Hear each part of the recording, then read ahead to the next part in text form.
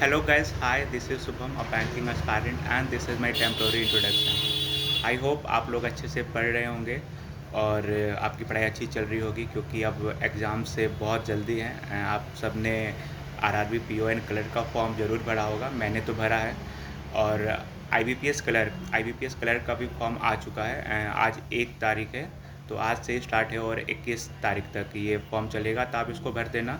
अभी उसमें ये है कि अभी सीट्स उसमें कम है क्योंकि बहुत सारे बैंक ने रिपोर्ट नहीं किया है, एनआर शो कर रहा है, नॉट रिपोर्टिंग। तो कुछ दिन में वो अपने सीट्स को रिपोर्ट करेंगे तो सीट्स इंक्रीज़ करेंगे, तो उसको लेके आप टेंशन नहीं लेना क्योंकि ये हमेशा से ऐसा होता है यार। 2-3 साल की आप बात कर लो तो ऐसा ही होता है। वो कुछ समय के बाद सीट्स इंक्रीज़ हो जाते हैं जब अदर जो बैंक्स है वो आप रिपोर्ट करते हैं। तो इस वीडियो में एक्चुअली मैं आपसे बात करूँगा आरआरबी पीओ और क्लर्क के जो प्री एग्ज़ाम होते हैं उसको अटैम्प्ट कैसे करना चाहिए, क्योंकि जो बिगनर्स होते हैं एक्चुअली में उनको ये चीज़ हमेशा रहती है कि किस क्वेश्चन को करें, कैसे करें, किस क्वेश्चन को स्किप करें, क्योंकि आप जो लिमिटेड समय होता है उसमें आप सारे क्वेश्चन तो अटैम्प्ट नहीं कर सकते हो।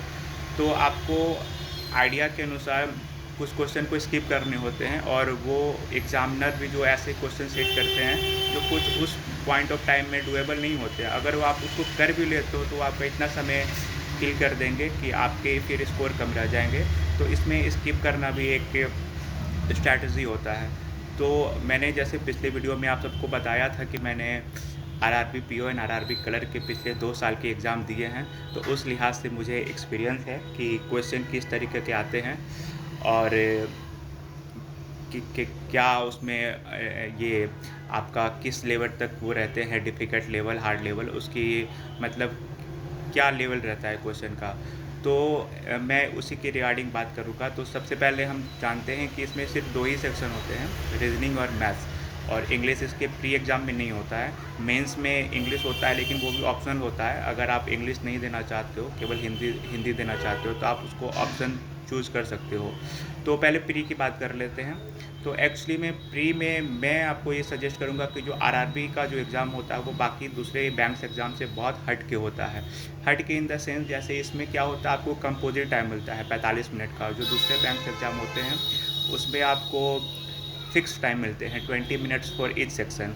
इंग्लिश के लिए 20 मिनट, क्वांट के लिए 20 मिनट्स और रीजनिंग के लिए 20 मिनट्स। तो आप उसमें अपनी ज़्यादा ही स्ट्रैटेजी बना नहीं सकते हो क्योंकि आपको, जैसे अगर आपकी इंग्लिश वीक है तो आपको 20 मिनट्स उसमें देने ही होंगे क्योंकि उसका सेक्शन फिक्स है। लेकिन आरआरबी के एग्ज़ाम्स में ऐसा नहीं होता है, इसमें आपको कंपोजिट टाइम मिलेगा।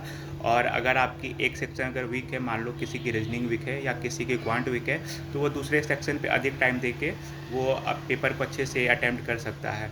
तो मैं दोनों सेक्शन की बात करता हूँ। तो सबसे पहले मैं अगर बात रीजनिंग की करूँ तो रीजनिंग के मैं पीओ लेवल की बात कर रहा हूँ। ऐसे दोनों की बात कर लेते हैं क्योंकि दोनों में कुछ खास फ़र्क नहीं होता है, बस थोड़ा-सा लेवल का अंतर होता है, बहुत माइनर, थोड़ा भी बहुत माइनर आप कह सकते हो।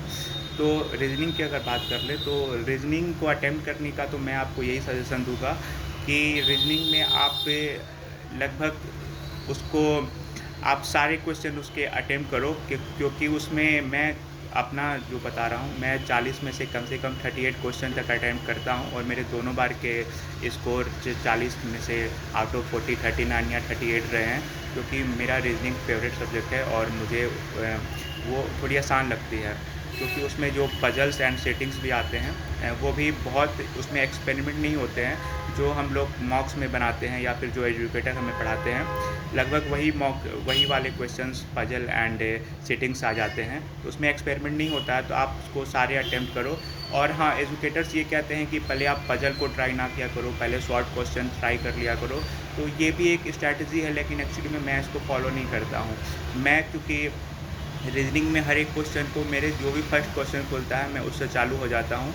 और कुछ जैसे मैंने रीजनिंग में सिलेक्ट किए हैं कि ये कुछ क्वेश्चन हैं, मैं उनको छूता भी नहीं हूँ। जैसे एक फॉर्मेशन ऑफ वर्ड होते हैं जिसमें आप 4 वर्ड से कितने सारे मीनिंगफुल वर्ड बनेंगे, तो मैं वो उसको स्किप कर देता हूँ क्योंकि उसमें मेरे गलत होने के चांसेस बहुत ज़्यादा होते हैं। तो इस तरीके के क्वेश्चन अगर आपको कुछ लगते हैं जो आप हमेशा से गलत करते हो, या फिर एक ये भी क्वेश्चन होते हैं जिसमें आप नंबर ऑफ़ वर्ड्स का जो फॉर्मेशन होता है उसमें बताना पड़ता है कि उसके बीच में कितने पेयर ऑफ वर्ड्स उतने ही हैं या फिर नहीं हैं। तो ये क्वेश्चन तो बन जाते हैं, लेकिन कभी-कभी आसान तो होते हैं, लेकिन कभी-कभी ये बहुत टाइम किल कर जाते हैं और अक्सर मेरे गलत भी हो जाते हैं। मतलब इसमें 70% की एक्यूरेसी रहती है, तो मैं इसको भी छोड़ने का प्रयास करता हूँ। तो रीज़निंग बहुत ईज़ी आती है एक्चुअली में, तो आप शुरू क्वेश्चन से भी चालू कर दोगे तो आपको कोई प्रॉब्लम नहीं होगी। और बात क्वांट की करें तो क्वांट में अगर आप रीजनिंग में 45 में से 25 से 28 मिनट भी लेते हो तो इसमें कोई प्रॉब्लम नहीं है।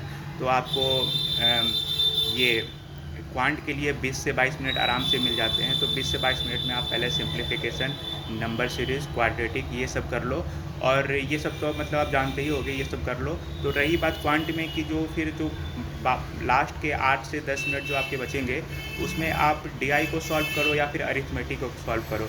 तो मेरा एक्सपीरियंस तो ये कहता है कि डीआई कभी भी अरिथमेटिक से इजी होती है। आपकी अगर अरिथमेटिक सही है तो आप कर सकते हो, लेकिन मैं अपने एक्सपीरियंस से बताऊंगा कि जो डीआई होती है वो कभी भी अरिथमेटिक से इजी आती है।